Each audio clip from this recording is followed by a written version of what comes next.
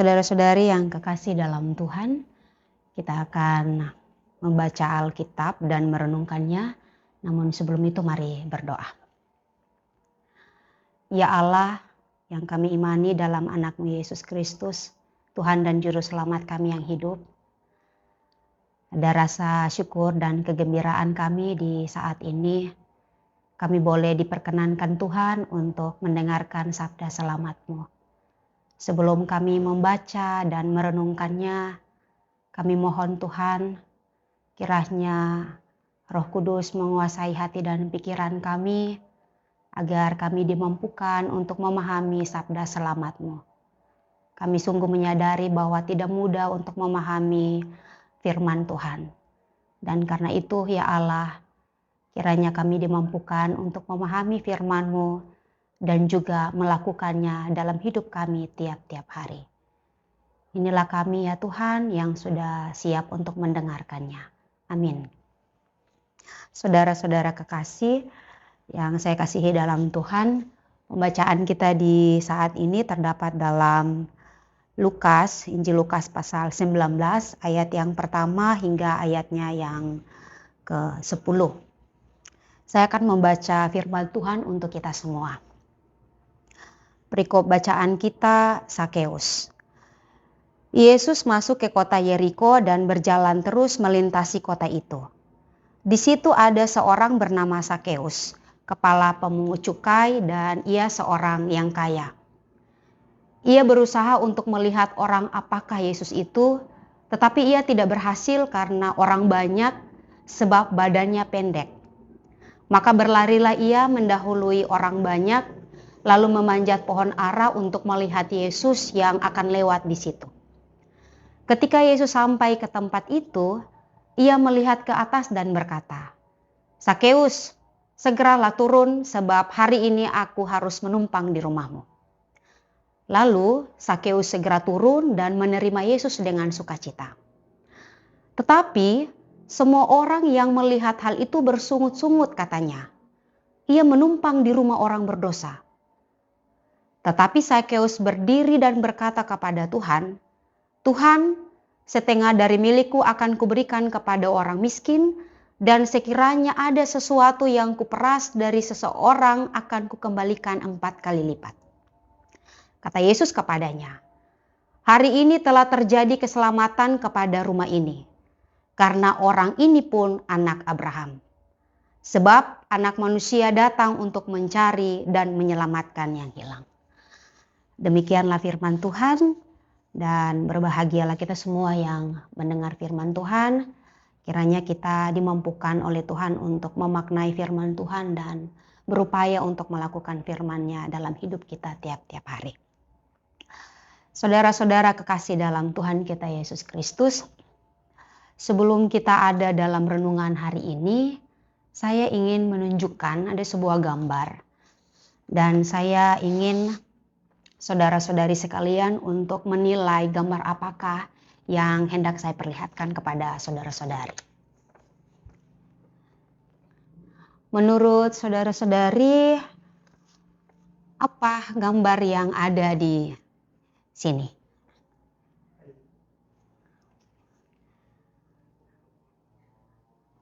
Apakah ada lumba-lumba? Tidak ada? Menurut saya ada lumba-lumba. Ternyata gambar ini ketika kita lihat pertama seperti sepasang kekasih yang sementara berpelukan ya.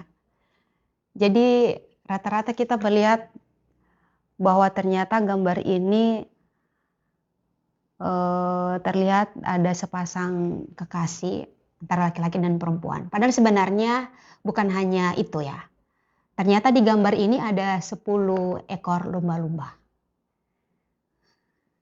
Iya ya. Saudara-saudara kekasih yang saya kasihi dalam Tuhan kita Yesus Kristus, bahwa ternyata kita lebih dominan melihat hal negatif duluan dibandingkan hal yang positif ya. Jadi kesan pertama ketika melihat gambar tadi, itulah yang muncul dalam pikiran kita. Ada sepasang kekasih yang berpelukan, padahal sebenarnya ada gambar lain di balik gambar itu. Nah, jadi sebenarnya saudara-saudari, dari mata kita melihat lalu menilai dan menetapkan. Jadi bagi saya bahwa ternyata mata itu sangat penting. Mata itu sangat penting untuk melihat sesuatu karena melalui mata kita bisa menilai dan menetapkan sesuatu yang kita lihat. Contohnya ya, saudara-saudari, ada orang yang baru saja kita lihat, dengan cepat itu kita bisa jatuh hati dan suka. Gitu. Tapi juga sebaliknya ada orang yang pada perjumpaan pertama itu sudah membuat atau sudah menyebalkan atau membosankan. Jadi ada juga misalnya ada orang yang kelihatan wajahnya kelihatan jahat, tetapi sebenarnya dia tidak jahat. Tapi karena pada pandangan pertama orang yang menurut kita jahat itu kadang kita segan, kita takut. Walaupun sebenarnya dia tidak sejahat yang kita bayangkan. Begitupun sebaliknya ada orang yang kelihatannya baik tapi sebenarnya dia tidak terlalu baik. Dia tidak baik-baik amat. Nah, sebenarnya kalau kita bicara tentang mata ini penting karena mata memandang lalu lahirlah sebuah pandangan. Kalau kita bicara mata ya. Karena ada juga misalnya peribahasa yang mengatakan bahwa dari mata turun ke hati ya. Atau ada juga misalnya istilah mata kalau misalnya orang dengan punya banyak pacar misalnya disebut mata keranjang, orang suka uang disebut mata duitan, atau orang punya dengan orang mereka yang punya orang kepercayaannya disebut dengan mata-mata dan lain-lain ya. Jadi sebenarnya kalau kita bicara tentang mata itu penting peranannya. Karena ternyata mata itu bisa melahirkan sebuah pandangan. Nah, pandangan itu bisa berupa penerimaan tetapi juga bisa berupa penolakan. Saudara-saudara yang saya kasihi dalam Kristus Yesus, itulah yang sebenarnya terjadi dalam cerita tentang Sakeus di Lukas pasal 19 ayat 1 sampai ayatnya yang ke-10. Dalam perikop ini terdapat ada 4 ayat dengan kata kerja melihat. Jadi kalau kita perhatikan ada 4 ayat dengan kata kerja melihat. Karena itu ada beberapa macam pandangan yang terjadi dalam cerita ini saudara-saudari. Kita lihat ya pandangan pertama. Pandangan pertama adalah pandangan orang banyak tentang Sakeus. Nah, siapakah Sakeus di mata orang banyak, saudara-saudari? Pada ayat ke-7 mencatat bahwa dengan sungut-sungut orang banyak itu berkata, dia menumpang di rumah orang berdosa. Jadi saudara-saudari, di mata orang banyak itu, Sakeus adalah orang yang harus dijauhi, harus dibenci dan harus ditolak. Itu pandangan orang banyak terhadap Sakeus karena dia dianggap sebagai orang berdosa yang harus dijauhi, dibenci dan ditolak. Karena Sakeus menurut catatan Alkitab sesuai dengan bacaan kita tadi bahwa dia adalah kepala pemungut atau kepala pengumpul pajak untuk pemerintah penjajah. Gitu ya. Lalu yang kedua ada pandangan Sakeus, ada pandangan Yesus tentang Sakeus. Kalau tadi pandangan yang pertama, pandangan orang banyak tentang Sakeus, lalu pandangan yang kedua, pandangan Yesus tentang Sakeus. Ternyata saudara-saudari, di mata Yesus, Sakeus bukanlah orang yang perlu dijauhi dan ditolak. Sebaliknya di mata Yesus, Sakeus adalah orang yang perlu didekati dan diterima. Karena begitu Yesus melihat Sakeus, Yesus berkata, Sakeus, hari ini aku harus menumpang di rumahmu. Jadi ayat ini memberikan informasi kepada kita bahwa Sakeus menurut pandangan Yesus, dia orang yang perlu didekati dan diterima. Nah saudara-saudari yang kekasih dalam Kristus Yesus, secara terang-terangan dilihat dan didengar oleh semua orang, Yesus itu menginap di rumah Sakeus. Karena Yesus mau menunjukkan kepada orang banyak itu bahwa Yesus itu tidak iko-iko, tidak ikut-ikutan membenci Sakeus seperti orang banyak itu. Lalu di depan banyak orang, Yesus dengan tegas mengatakan bahwa orang ini pun anak Abraham. Kenapa Yesus mengatakan demikian? Karena semua orang Israel itu disebut anak Abraham. Sedangkan Sakeus tidak dianggap anak Abraham oleh orang banyak itu. Malah dia dianggap sebagai warga negara kelas 2. Karena itu Yesus secara terang-terangan menegaskan bahwa Sakeus pun anak Abraham. Jika orang banyak menolak Sakeus, Yesus melakukan kebalikannya. Yesus malah merangkul Sakeus.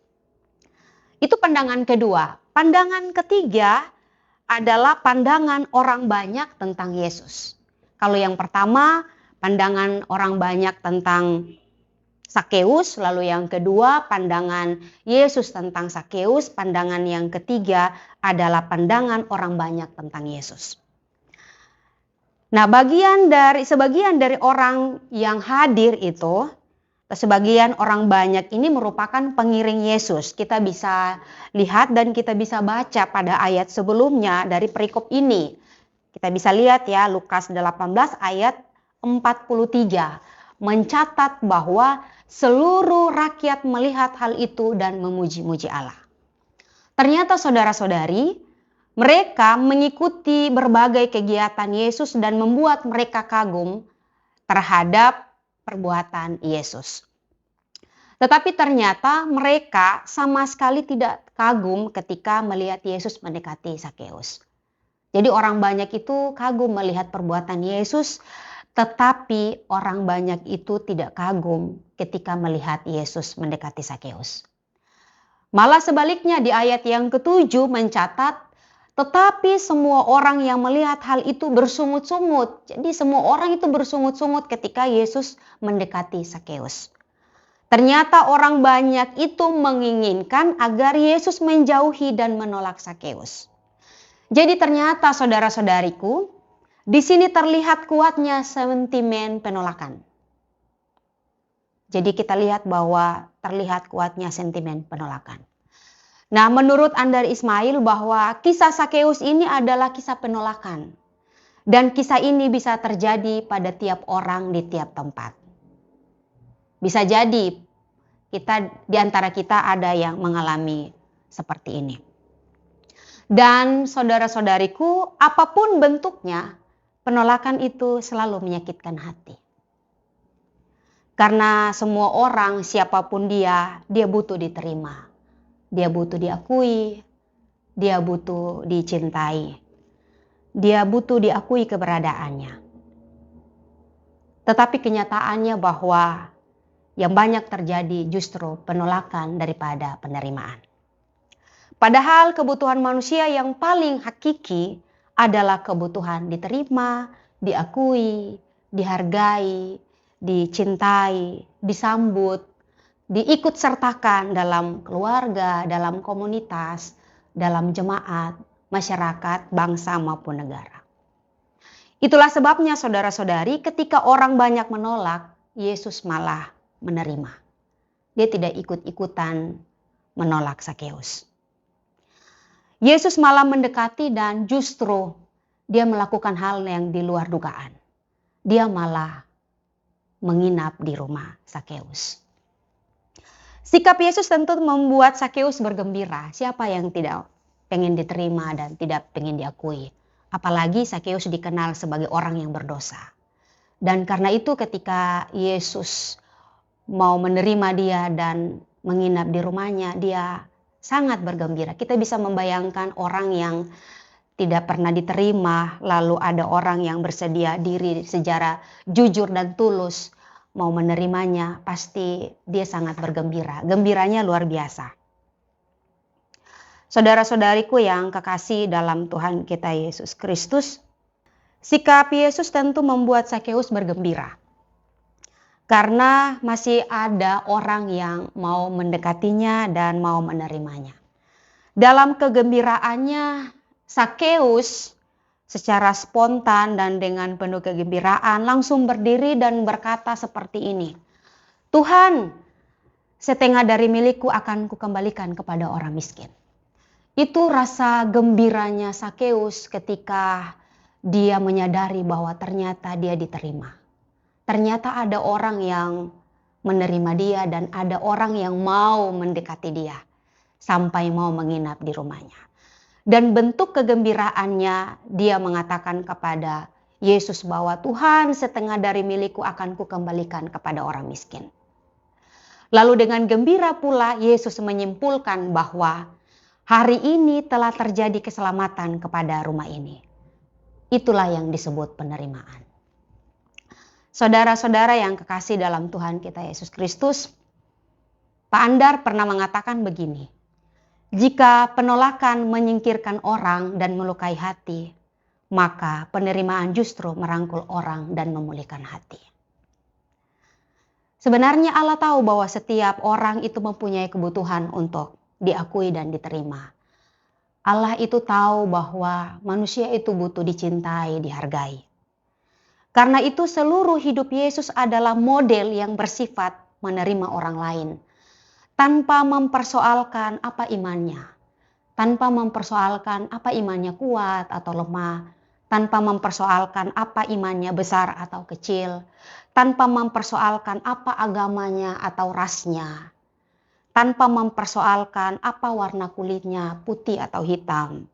Tanpa mempersoalkan apa dia kaya atau miskin. Tanpa mempersoalkan apa dosanya dan apa masa lalunya. Jadi bentuk penerimaan Yesus tanpa mempersoalkan apapun yang ada di belakang kita. Itulah Allah yang digambarkan oleh Yesus.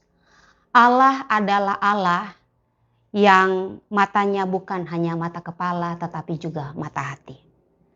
Jadi Allah menerima Sakeus dari pandangan pertama. Kiranya renungan ini dapat membuat kita merasa berbesar hati dan bergembira bahwa sejahat-jahatnya orang pasti ada satu orang yang bisa menerima keberadaan kita. Tuhan Yesus memberkati.